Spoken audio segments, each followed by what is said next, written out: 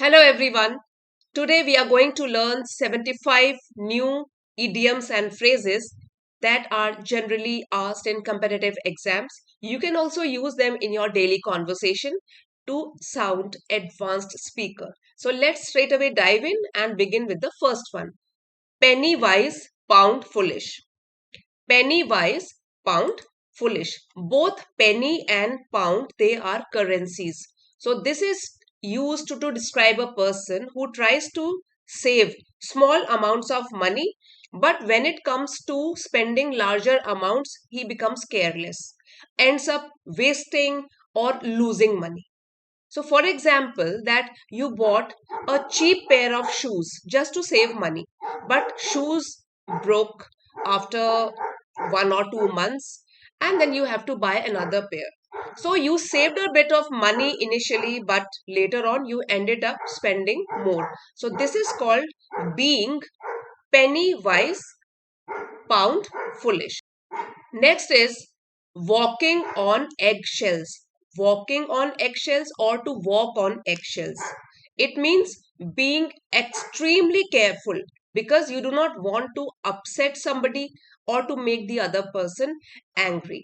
For example, imagine that you are talking to somebody who is already angry. So you carefully choose which words you should use, how you should talk to that person because he's already upset. You don't want to make him more angry. So you feel as if you have to be very careful, and that is called walking on eggshells or to walk on eggshells. Next, feathering your own nest or to feather your own nest.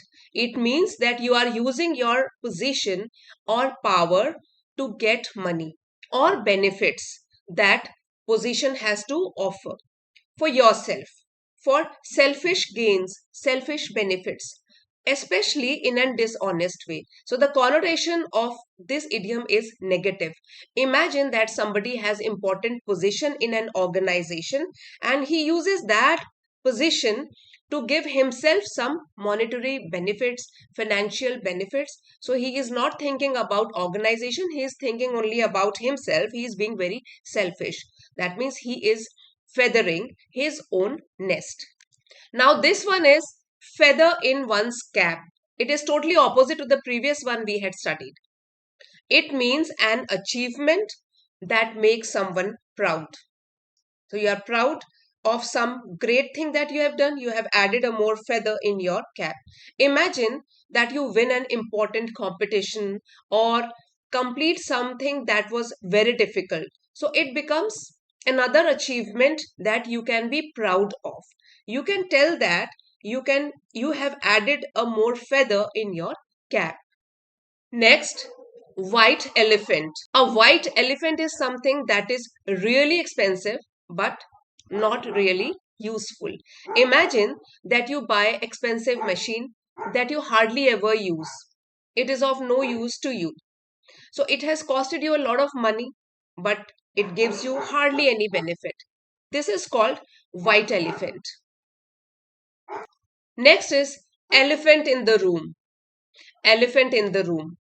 It is an obvious problem that everybody in the room knows about, but nobody wants to talk about it. Imagine a family that has a serious problem. Everybody is sitting together. They are talking about various issues, but not that problem. Except that problem, they are talking about everything else. So it is obvious that they are trying to avoid it. That problem is the elephant in the room. Next is to go by the book. To go by the book, it means to follow the rules exactly as they have been laid. If someone always follows official rules, then doesn't take shortcuts, we can say that they are going by the book. The next is double talk. Double talk means using confusing or unclear language, often to avoid giving a direct answer. So imagine that someone asks you a simple question, but instead of answering that question clearly, you use complicated words and you don't give him or her the real answer. That is called double talk. that you don't want to give. You are just diverting from the exact problem. You are not giving the exact answer, but you are giving ambiguous answers, unclear answers. Like the politician gave us nothing but double talk. That means they did not address the problem, did not give any clear answer, but only ambiguous, or there was a lot of ambiguity, nothing was clear. Next is at somebody's elbow. So elbow is this part, elbow. So we use it when somebody is very close to someone or constantly stays near them. If someone is always beside you or stays very close to you, we can say that the person is at your elbow. Next is feet of clay. Feet of clay refers to a hidden weakness or weaknesses. It can be one or more weaknesses in a person who otherwise seems very strong to you. So imagine a person who looks perfect to you from the outside and powerful to everyone. But later on, you discover that they have serious problems or serious weaknesses. So this means the person has feet of clay. Next is to feel the pinch. Pinch is otherwise this. When you pinch somebody, to feel the pinch, this means to experience financial difficulty, money related difficulty. So when money becomes tight, you start finding it difficult to pay for things. You feel the pinch. So this is what feel the pinch. That means somebody is facing difficulty financially. Next is at sea or to be at sea. It means that somebody is confused or unsure about what to do. Now you can imagine that you are in the middle of the sea and you do not know where to go. So in the same way, when you are confused, unsure about what to do, you can say you are at sea.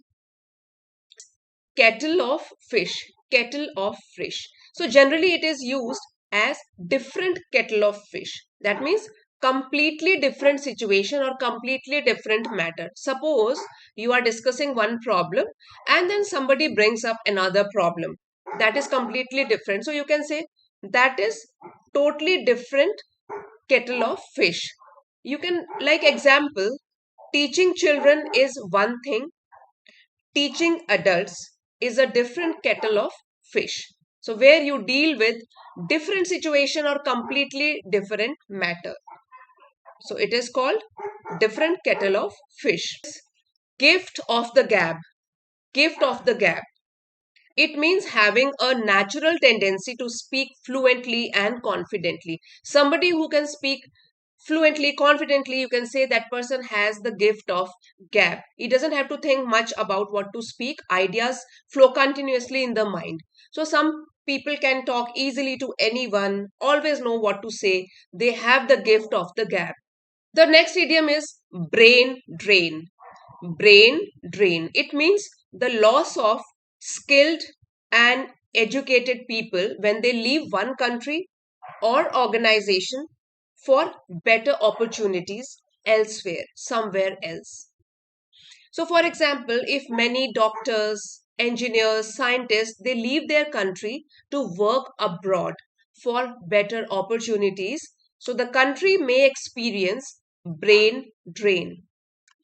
For an example, you can say that better opportunities abroad can lead to brain drain. Next is, it's all Greek to me. It's all Greek to me. It means something which is extremely difficult to understand. So if you read something or you listen to something which you are unable to understand, you can say it is all Greek to me. So if you read something full of complicated words and understand absolutely nothing, you can say it's all Greek to me. But I hope these idioms explanation are not turning out all Greek to you. I hope you are able to understand it. Next is to play devil's advocate. To play devil's advocate, it means to argue, to protest, not to agree or disagree, but from the opposite side. That means you are arguing for the opposite side of the argument, even if you don't agree with it totally. So generally we do this to test an idea and see whether it is really strong, because we get variety of ideas when somebody disagrees with our ideas and gives his own point of view. So if somebody is playing devil's advocate, you can say that she played devil's advocate during the discussion. That means she did not agree to the main idea. She started giving ideas from the opposite side, playing devil's advocate. Next is 40 winks. Winks is generally when you blink your eyes. So 40 winks means taking a short sleep or a short nap. So if you take a quick nap during the day, you can say that you are going to catch 40 winks, like you are going to take a short nap. The next idiom is tilt at windmills. Tilt at windmills. It means to fight against imaginary or unrealistic problems. So imagine that you are fighting a problem that does not really exist on ground. So like they are using their energy for something which is pointless or unrealistic. That means that is tilting at windmills. Tilting is bending. So tilting at windmills, some imaginary situation, you are fighting against some imaginary situation that in reality doesn't even exist. Next is to strain every nerve. Strain means, straining is to put pressure on something. So if you strain every nerve means to make your greatest possible effort from your side. You have worked very hard, whatever efforts were possible, you have worked towards that. So when you try extremely hard to achieve something, you strain every nerve. So today we have covered 20 idioms out of 75. If you want me to continue with the series, you can even reply in the comments and we'll continue with all the 75 idioms. Thank you for watching.